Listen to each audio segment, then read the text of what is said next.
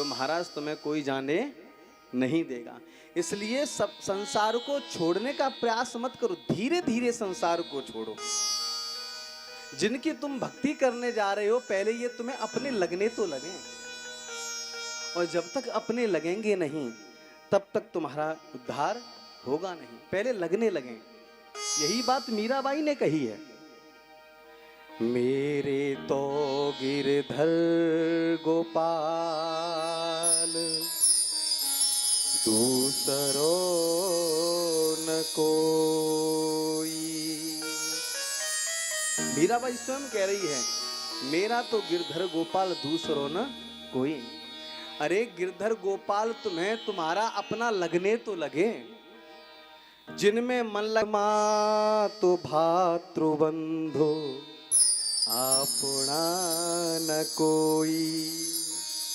छोड़ दई लोक लाज कहा करी है कोई।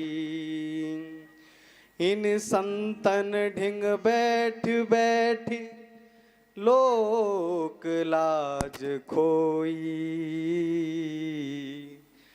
अपने तो गिरधर गोपाल दूसरो न कोई।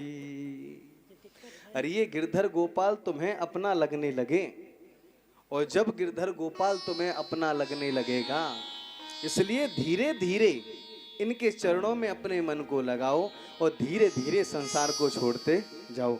जब धीरे धीरे संसार को छोड़ोगे और नाम जप के द्वारा जब अपने मन को इनके चरणों में लगा दोगे तो कब संसार छूट गया आपको पता भी नहीं चलेगा प्यारे। लेकिन अगर एकदम छोड़ने का प्रयास करोगे तो नहीं छूटेगा। है पर अच्छी चीज छोड़ सकते हो एकदम नहीं। जैसे ही छोड़ने का प्रयास करोगे सो महाराज अपने नाती की याद आ जाएगी। बोलो राधे राधे। हैं स्टेशन पे जाओगे नाती की याद आ जाएगी। बोले कोई बात नहीं, घर में तो झगड़ा होता ही रहता है। अरे हमारा नाती थोड़ी हमसे कुछ कहता है, उससे कौन खिलाएगा, उससे कौन गोदी में लेके महाराज घुमाएगा। सो महाराज चला आता है। तो संसार एकदम नहीं छूटता। संसार को धीरे धीरे छोड़ने का प्रयास करो, स्वतः ही छूट जाएगा महाराज।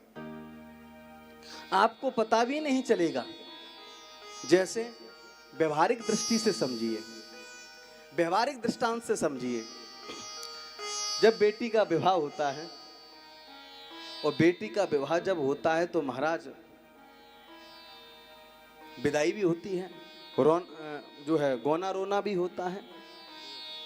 और बेटी विवाह करके उसका पिता उसको विदा कर देता है, और विदा करके जब वो अपनी ससुराल में जाती है तो उस ससुराल में वो किसी को जानती नहीं है, अकेली जाती है महाराज, और ससुराल में वो किसी को जानती नहीं है। तो आज ससुराल में उसका मन लगा नहीं। क्यों नहीं लगा? बोले जहां जिससे संबंध होगा मन तो वहां लगेगा ना।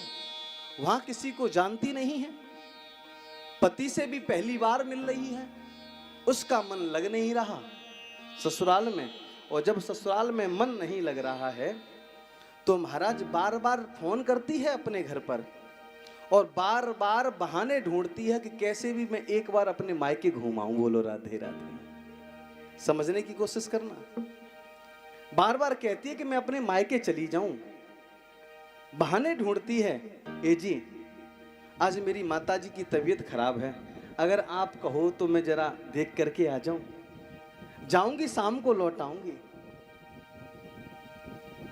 अगले दिन कहती है, ए जी मेरे भाई जो है विदेश जा रहे हैं और उनको एयरपोर्ट पे जो है छोड़ने जाना है, अगर आपकी आज्ञा हो तो मैं चली जाऊं।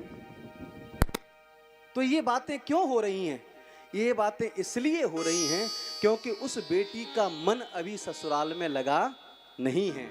ससुराल में मन नहीं लगा है, इसलिए बार बार मायके जाने का बहाना ढूंढ रही है। और लेकिन वही बेटी जब पति का प्रेम प्राप्त करके पुत्रवती हो जाती है, और जब उसका पुत्र बड़ा हो जाता है, तब माँ फोन करती है कि बेटी आजा, बहुत दिन हो गए तुझे देखा नहीं।